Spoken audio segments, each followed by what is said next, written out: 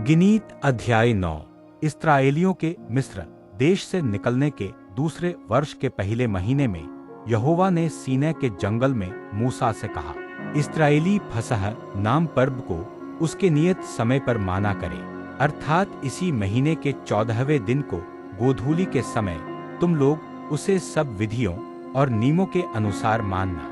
तब मूसा ने इस्राएलियों से फसह मानने के लिए कह दिया, और उन्होंने पहले महीने के 14वें दिन को गोधूली के समय सीनै के जंगल में फसह को माना। और जो जो आज्ञाएं यहोवा ने मूसा को दी थी उन्हीं के अनुसार इस्राएलियों ने किया। परंतु कितने लोग किसी मनुष्य की लोथ के द्वारा अशुद्ध होने के कारण उस दिन फसह को न मान सके, वे उसी दिन मूसा और हारून के समीप जाकर मूसा से कहने लगे, हम लोग एक मनुष्य की लोथ के कारण अशुद्ध हैं, परंतु हम क्यों रुके रहें और इस्राएलियों के संग यहोवा का चढ़ावा नियत समय पर क्यों न चढ़ाएं? मूसा ने उनसे कहा, ठहरे रहो, मैं सुन लूं कि यहोवा तुम्हारे विषय में क्या आज्ञा देता है।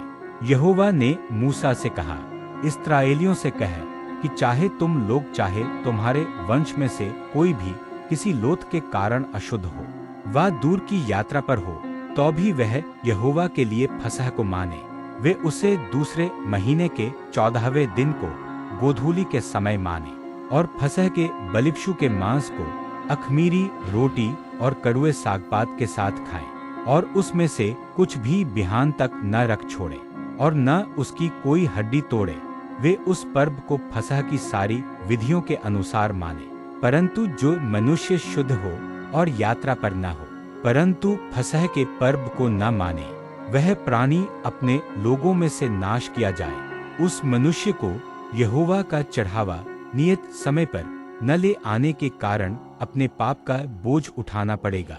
और यदि कोई परदेशी तुम्हारे साथ रहकर चाहे कि यहोवा के लिए फसह माने, तो वह उसी विधि और नियम के अनुसार उसको माने।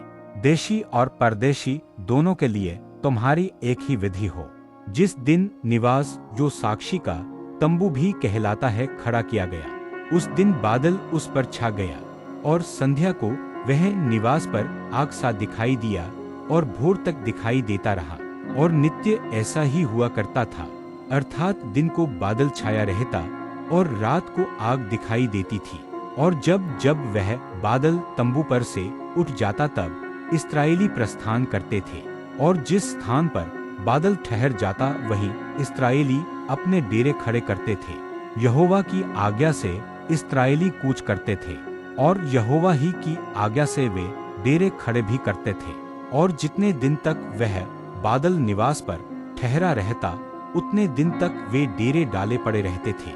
और जब जब बादल बहुत दिन निवास पर छाया रहता, तब इस्राएली यहोवा की आज्ञा मानते और प्रस्थान नहीं करते थे।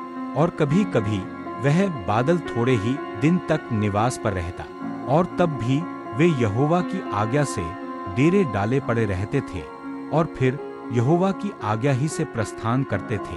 और कभी कभी बादल केवल संध्या से भोर तक रहता, और जब वह भोर को उठ जाता था तब वे प्रस्थान करते थे। और यदि वह रात दिन बराबर रहता, तो जब बादल उठ जाता तब ही वे प्रस्थान करते थे। वह बादल चाहे 2 दिन, चाहे 1 महीना, चाहे वर्ष भर, जब तक निवास पर ठहरा रहता, तब तक इस्राएली अपने डेरों में रहते और प्रस्थान नहीं करते थे। परंतु जब वह उठ जाता तब वे प्रस्थान करते थे। यहोवा की आज्ञा से वे अपने डेरे खड़े करते, और यहोवा ही की आज्ञा से वे प्रस्थान करते थे। जो आज्ञा यहोवा मूसा के द्वारा देता था, उसको वे माना करते थे।